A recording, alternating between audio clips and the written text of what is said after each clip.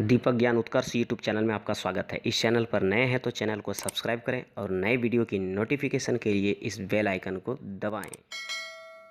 प्यारे बच्चों, आज हम लेके आए हैं कक्षा 10वीं की सब्जेक्ट हिंदी। यह एक सारांश के रूप में है और यह चैप्टर है 10, जिनका नाम है मछली। ये एक कहानी है और इनके लेखक का नाम है विनोद कुमार शुक्ल। तो चलिए इस वीडियो को स्टार्ट करते हैं। और यदि इसके पहले का वीडियो अगर आप नहीं देखे हैं तो 1 से लेके 9 अध्याय तक का वीडियो मैं बनाकर अपलोड कर चुका हूं। तो आप डिस्क्रिप्शन में जाइए और वहां उसका लिंक है, आप जाके वहां से देख सकते हैं। तो चलिए इसको मैं स्टार्ट करता हूं। कहा जा रहा है विनोद कुमार शुक्ल की तरफ से, ये एक कहानी है मछली नामक, कि पिताजी ने 3 मछलियां खरीदी थी। बात शुरू होती है कि पिताजी ने 3 मछलियां खरीदी थी, जिनमें से एक मछली झोले में ही मर गई थी और 2 मछलियां जिंदा थी। पिताजी 3 मछली खरीदी थी और एक मछली झोले में ही मर गई। अब कितनी मछली जिंदी बची? तो जिंदा बची 2 मछली। कहानीकार मन ही मन सोच रहे थे कि पिताजी से एक मछली मांगकर कुएं में डालकर बड़ा करेगा, है ना। कहानीकार मन ही मन ये सोच रहे थे कि पिताजी से एक मछली मांगकर कुएं में डालकर क्या करेगा? बड़ा करेगा। संतू की दीदी ने कहा था कि मरी हुई मछली की आंख में झांकने से परछाई नहीं देती। जी हाँ, ये बात वास्तविक भी है कि मरे हुए लोगों के आंख में अगर झांक के देखा जाए तो उसके अंदर, उसकी आंखों में परछाइयाँ दिखाई नहीं देती है। और एक जीवित व्यक्ति की जब एक आंख में झांक के देखा जाए तो अपनी परछाई दिखाई पड़ता है। तो संतू की दीदी ने एक बार उन्हें कहा था, किन्हें?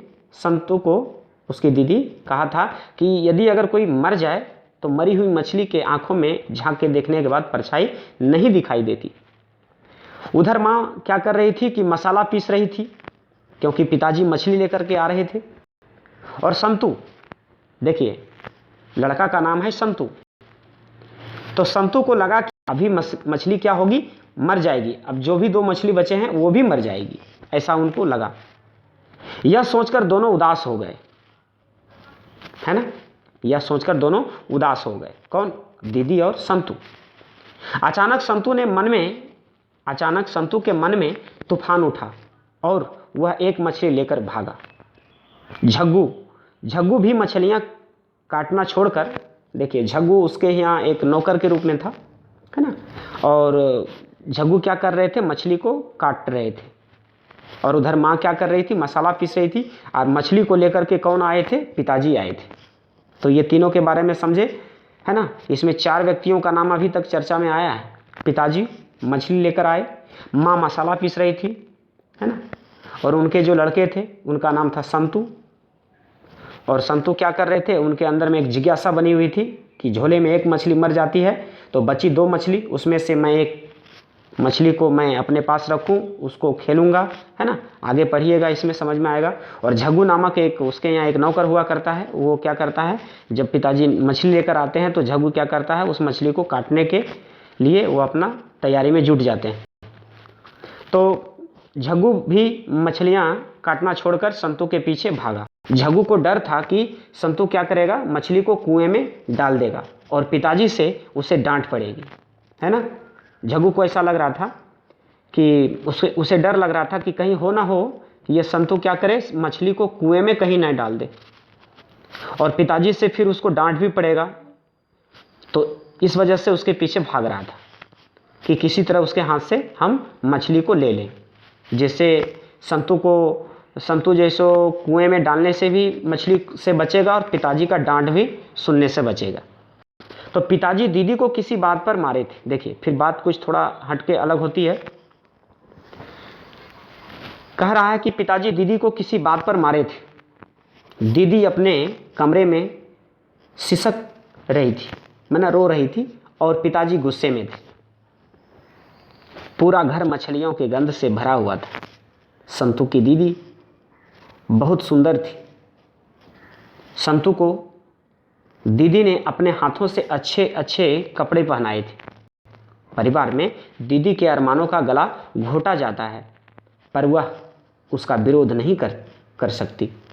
उसे पीटा जाता है। किसे? दीदी को पीटा जाता है, क्योंकि वह किसी से प्रेम करती है ना। इसीलिए पिताजी उन बातों पे डांटा था जिसके कारण संतू की दीदी क्या कर रही थी, सिसक सिसक के रो रही थी।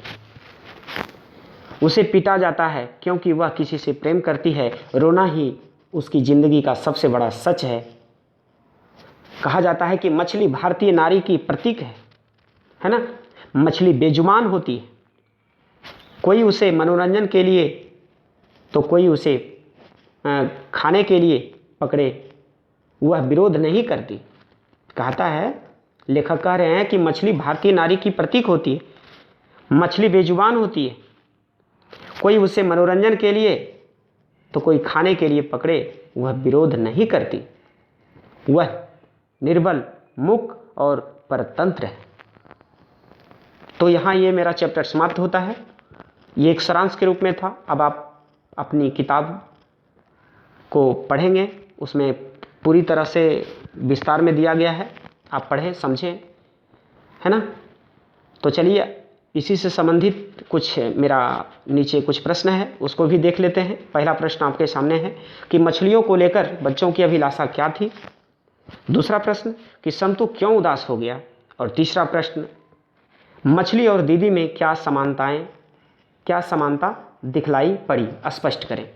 तो ये तीनों प्रश्न आपकी परीक्षा की दृष्टि से बहुत ही महत्वपूर्ण है। इन तीनों प्रश्नों का आप हल करेंगे। एक दो बार इस वीडियो को देखें, समझें और फिर इस प्रश्नों का जवाब देने के लिए खुद से प्रयास करें। और यदि इसके पहले का वीडियो अगर आप नहीं देखे हैं तो वीडियो के डिस्क्रिप्शन में उसका लिंक है। 1 से लेकर 9 अध्याय तक का वीडियो हम अपलोड कर चुके हैं, उस वीडियो को जाके देख सकते हैं। तो चलिए हम फिर मिलते हैं नेक्स्ट अध्याय में। तब तक के लिए जय हिंद, जय भारत, वंदे मातरम।